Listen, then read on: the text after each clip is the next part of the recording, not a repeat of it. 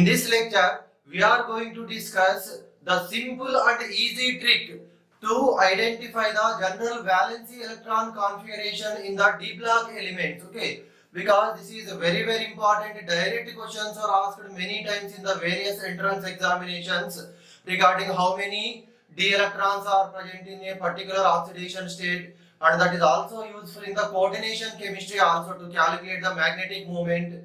Okay, clear? So here this is the general valence electron configuration of d block elements, right? Okay, n minus 1 d 1 to 10, ns 0 or 1 or 2. Okay, ns 0 or 1 or 2. Let us see here, start with the 3D series. Very simple here, we know the atomic numbers from scandium to zinc. 21, 22, 23, 4, 5, 6, 7, 8, 9, 30. Okay, so here easily we can identify the electron configuration of 3D series elements with this simple trick. See here, atomic number of scandium is 21. So here we get 4s2 3d1. Atomic number of titanium is 22. So here we get 4s2 3d2. Okay, so this 2 indicates the s electrons and this next number indicates the d electrons, number of d electrons. Very simple. Okay, see vanadium 23, 4s2 3d3, s2 d3. See 22 3. 23 is the atomic number. Clear? So in this way easily we can identify, but here we have two exceptions. Okay, so these are very famous exceptions, we know well these two. Okay, so in the chromium we get an exception, right? 4s1 3d5, 4s1 3d5.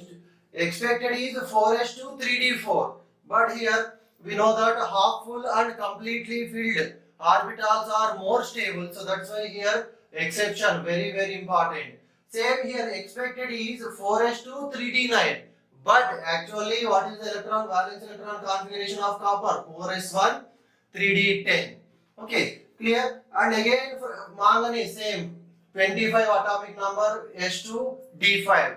Iron 26, s2 d6. Cobalt 27, s2 d7. Nickel 28, s2 d8. And zinc is the 30 atomic number, 4s2 3d10. Okay, so for these last elements easily we can remember that is ns2 n minus 1 d10. So no, ns2 n minus 1 d10. See here, 4s2 3d10, 5s2 4d10, 6s2 5d10, 7s2 6d10, like that. Okay, so for 3D series finished. If we know the atomic number without these, except these two, for the remaining elements, 2 indicates how many s electrons are present and the next number indicates how many d electrons are present. Very simple. Okay, so here we, in the 3D series, we have no 3D4 and 3D9 configurations. So no, we do not have 3D4 and 3D9 also. Yes or no? Here 3D5 we are getting instead of 3D4, and here 3D9 instead of 3D9 we are getting 3D10. Clear? Okay, so no D4, D9 configuration in the 3D series. Clear? Right. Next, in the 4D series, so here S2, D1, S2, D2. Next, here is the exception. Okay, so here actually we should get 5s2, 4d3. So no, 5s2, 4d3. But what is happening here? We are getting a 5s1, 4d4. Okay, exceptional case. Remember this. Next, s1, d5. Next electron coming into the d orbital. Easy. Next, s2, d5. Okay, see here d5 configuration is more stable. So that's why here we are getting electron is entering into the s orbital. So here for molybdenum and technetium, d5 only. Molybdenum 5s1, technetium 5s2. Next here we expect 5s2, 4d6.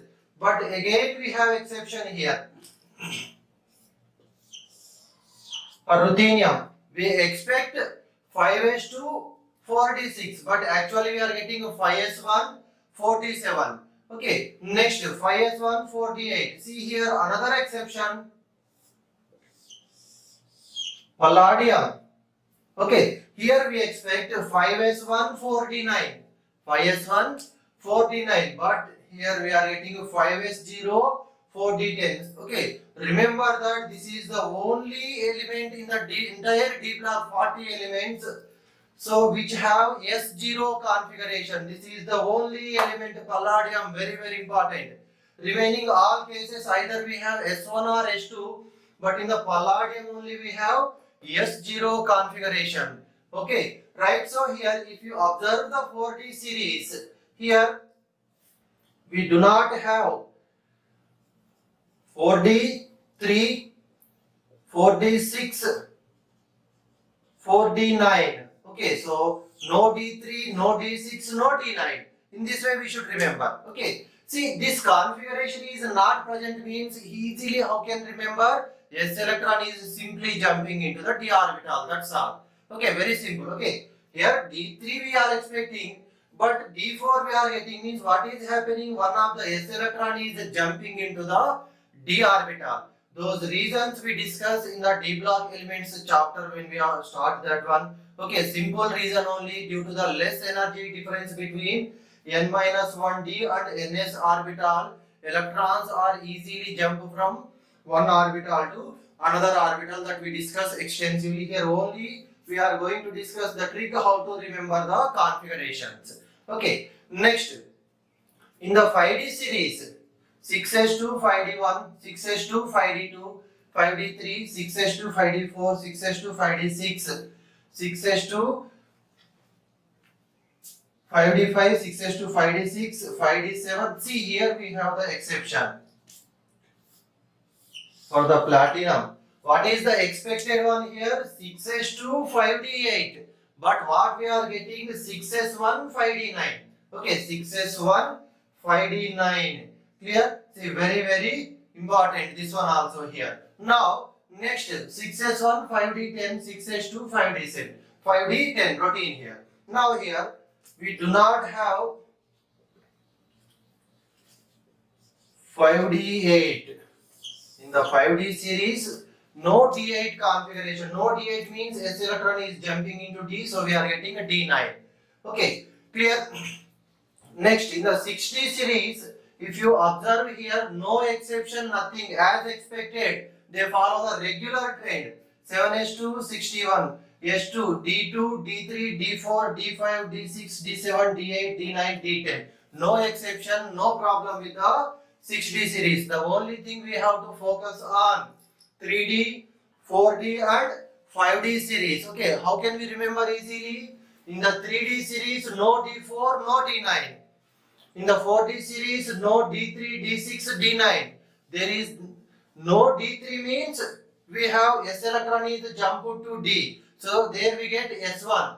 Here no D6 means here also we get S1. Here no D9 means here also we get S1. But we get here S0. This is the very important thing you must remember.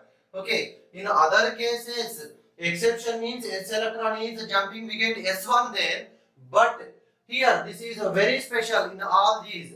Okay. In the palladium we have S0, D10. Okay. Next in the 5D series, all are routine, but only the exception is here we have. Okay. Instead of 6s2 5d8, we are getting 6s1 5d9. Clear? Okay. If you follow this one, very simple. For 3D series, what is the simple trick? If you know the atomic number, see if you know the scandium, already we discussed how to remember D block elements in the simple way by making partition 4, 1, 3, 2. So that's why I wrote here dots here 4, 1, 3, 2. Okay.